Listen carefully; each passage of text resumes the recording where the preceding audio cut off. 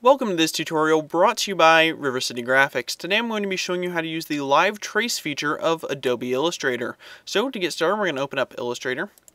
Now if you haven't heard of the live trace feature, basically what it allows you to do is take any image file such as a JPEG or PNG and turn it into a vector version. So to get started, I'm just going to take and go to File and then Place, and then off of my desktop I'm going to grab a stock photo I have here of a butterfly. So now I can take and zoom out. Now this does work better when you have smaller images, so I'm just going to scale this down for the purposes of this tutorial so we don't have to sit and watch the loading bar go. But it can shoot through some pretty large images if you want to let it sit and do that. So now that we have our image scaled down, basically the way that you can get to live trace is just by clicking on your image. So once you do that, you're going to come up to the top where in your options you see this live trace button. So I'm going to take and click that, and it'll say that this is a fairly large image, even though it's really not. Would you like to continue? And I'm going to click OK.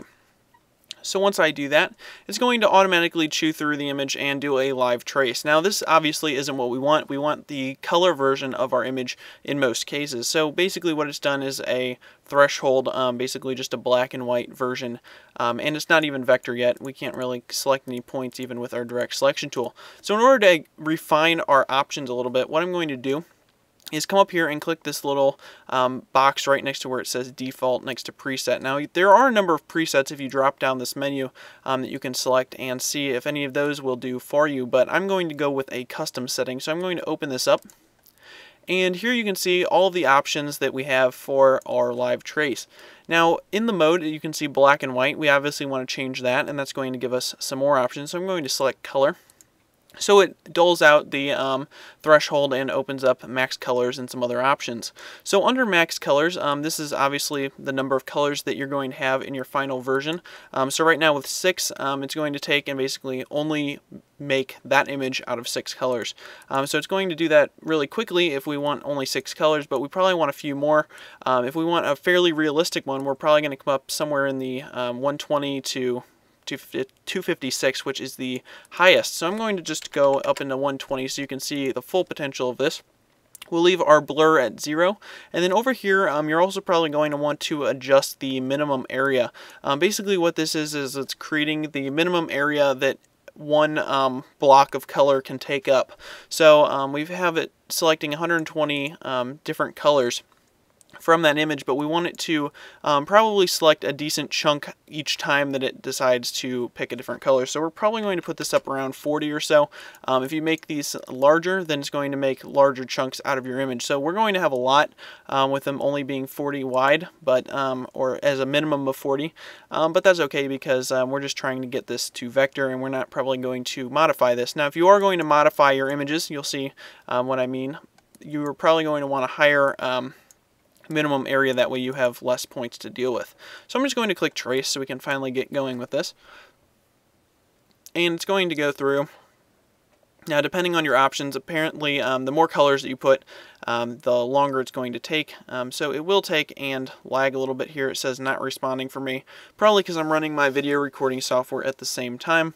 If this doesn't pick up real quick, I'm probably going to pause this, but hopefully it will jump back in.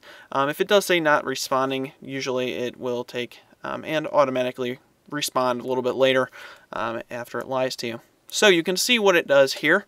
Basically, if I take and zoom in, you can see that it's taken and it has a weird kind of pattern in some of the foliage here, and our picture looks a little bit different than it did before. That's because basically it's taken and made a vector version of it, and what we need to do in order to actually take and make this into a finished product where we can select the points and select the swatches of color that it's created for us, is to come up here with our picture selected and hit expand. So once you do that, you can see it turns into 1,000,000 points here. So we can take and grab our direct selection tool and we can zoom in, and you can see now all of these little individual pieces that it's made for us. And that's what I was talking about before. It did select areas that were about 40 pixels, so you want to up that area if you want to be able to have less points. Now, if we wanted just the butterfly, it would be kind of tedious to go through and delete out each of these points. You could take and do that by just kind of blocking them out and then hitting your delete key. But by turning up that minimum size, then you can kind of minimize the amount of work you're going to have once you need to delete anything out.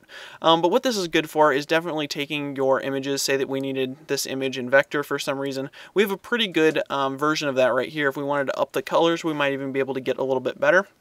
Or run through some of the presets or some of the other options within there. So it gives you a pretty good base. You might need to do a little tweaking on your own, but it definitely does a pretty good job for what it's doing, basically taking a raster image and then turning it into math and vectors. So it's also good for if you have more simple images, like you have a logo or something and you want to just get a rough basically outline of it. You can take and run it through live trace, and it will take and make the logo. It has a little bit of trouble on some things like letters. Sometimes it'll be a little bit off, but you'll definitely have the main shapes down, so it'll save you a lot of time using the pen tool by already getting you started with your basic points. So I just wanted to show you guys that. It's a pretty cool feature of Illustrator. You might not use it too much, but just knowing that it's there and that it's a possibility if you ever had to go and make something like this or you needed to quick convert an image to vector can be helpful. So hope you guys learned something. Don't forget to subscribe, rate, and comment. I do have a new video coming out every week. So thanks for watching, and I will see you in the next video.